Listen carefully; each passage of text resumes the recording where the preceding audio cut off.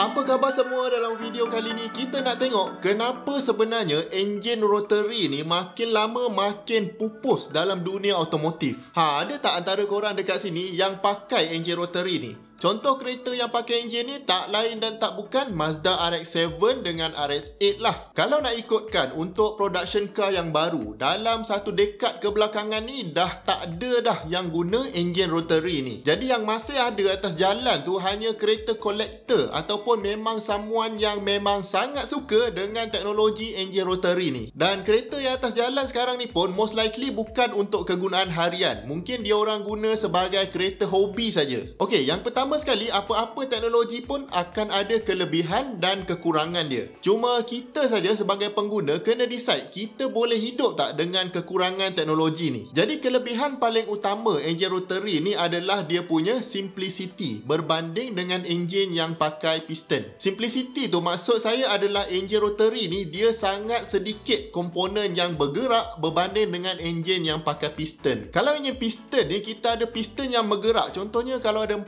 piston, maknanya dah 4 komponen yang bergerak, betul tak? Kemudian kita ada crankshaft, lepas tu atas silinder kita ada valve dan sebagainya.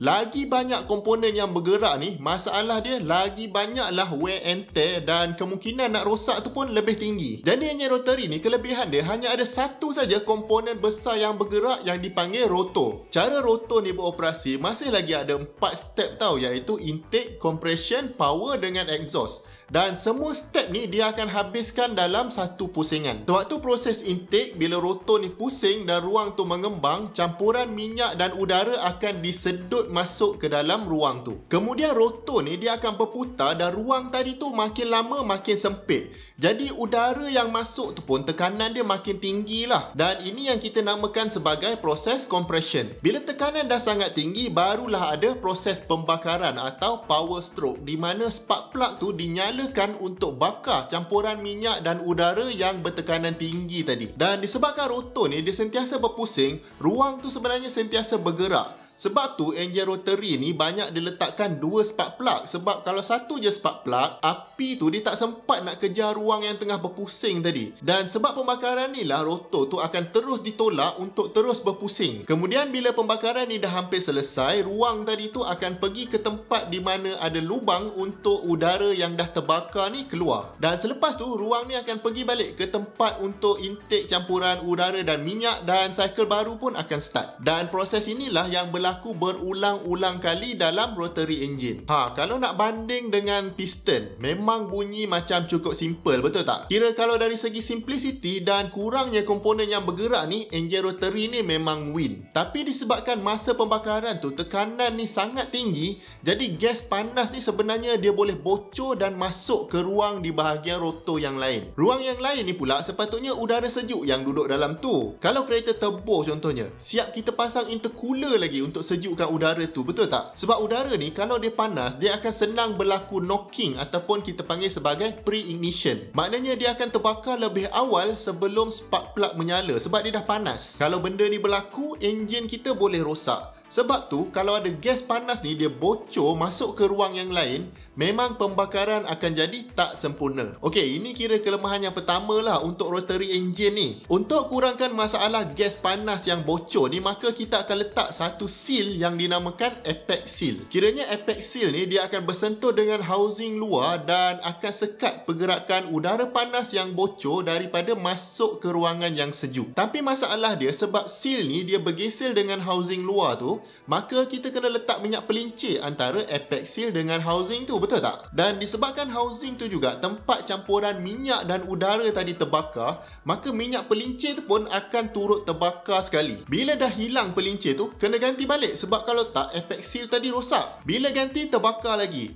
Pendek kata, minyak pelincir memang akan cepat habis. Jadi enjin rotary ni pun dia terkenal dengan kuat makan minyak hitam. Dari segi operasi, maknanya owner kena selalu alert lah dengan keadaan ni dan sentiasa kena top up minyak hitam tu. Jadi ada dua benda benda lah nak kena jaga. First, kena alert lah level minyak hitam. Dan satu lagi, kena keluar banyak sikit lah. Sebab kena sentiasa beli minyak hitam yang baru. Jadi inilah kelemahan kedua enjin rotary ni. Okey, kelemahan ketiga pula yang bagi saya lah penyebab utama kenapa enjin rotary ni pupus adalah kerana kecekapan thermal yang rendah. Dalam bahasa Inggeris, kita panggil ni sebagai thermal efficiency. Benda ni merujuk kepada berapa banyak tenaga dalam minyak tu kita boleh convert kepada tenaga untuk gerakkan kereta. Kebiasaannya, kereta sekarang yang baru dijual, thermal efficiency dia ada lebih kurang 40%. Maknanya kalau kita bayar minyak petrol tu RM2 seliter contohnya, 80% je yang digunakan untuk gerakkan kereta ni. Selebihnya hilang dalam bentuk haba, geseran dan sebagainya. Of course, enjin tu makin lama efisiensi dia akan makin kurang lah. 40% efisiensi ni untuk enjin yang pakai piston tau. Untuk enjin rotary pula, efisiensi dia cuma dalam 20% saja. Maknanya secara teori, untuk kereta yang power output dia sama, enjin rotary ni perlukan minyak 2 kali ganda berbanding enjin piston. Dan masalah bila guna minyak banyak ni adalah pencemaran dia akan jadi tinggi. Dan bila pencemaran ni tinggi, memang susah nak lepas regulation yang ditetapkan oleh kerajaan masing-masing. Kalau di Eropah, UK, Germany, France contohnya, memang langsung tak ada harapan lah enjin rotary ni boleh dijual di dealership. Sebab emission regulation dekat sana sangat ketat. Kalau anda ingat dulu, Volkswagen sampai terpaksa manipulate sistem enjin dia untuk bagi bacaan pencemaran yang rendah sewaktu testing. Lepas tu ada orang lain buat testing ni, rupanya bacaan dia tak sama dengan bacaan sensor lain. Terus kantoi dan kena bayar denda. Sampai CEO dia pun kena letak jawatan. Benda ni menunjukkan yang regulation yang berkaitan pencemaran ni sangat dititik beratkan oleh kerajaan, terutama di Eropah lah. Sebab tu kereta dari sana sekarang ni banyaknya kita jumpa paling besar pun 2 liter plus turbo. Lepas tu ada macam-macam teknologi pelik-pelik yang datang dengan enjin hybrid dan kontrol sistem yang kita pun dah tak faham dah macam mana dia berfungsi. Dan kalau anda perasan, enjin macam Nissan Almera contohnya, tinggal 1 liter je. Makin lama, makin kecil. Semua ni untuk mencapai tahap regulation yang sangat ketat ni. Jadi kalau nak diikutkan, enjin rotary ni, kelebihan dia adalah dari segi simplicity. Bila dia simple dan rotor tu pun bergerak dalam bulatan,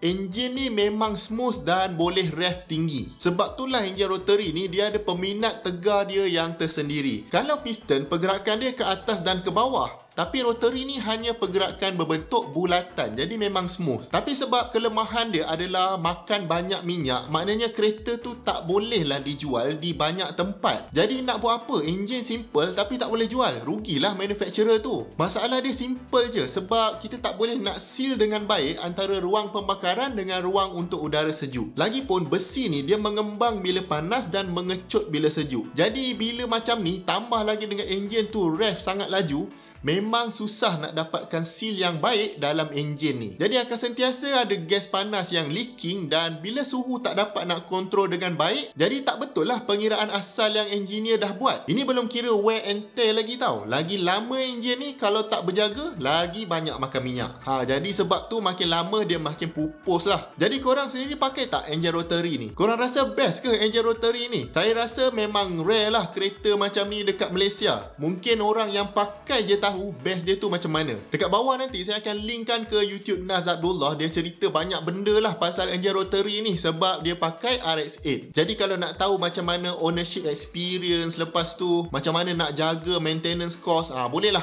pergi tengok video dia. Jangan lupa tinggalkan komen anda di bawah. Dan kalau anda dapat belajar sedikit sebanyak dari video ni, saya hargai sangat kalau anda dapat bantu kami dengan 2 klik. Klik butang like dan klik butang subscribe. Jumpa lagi di video yang akan datang.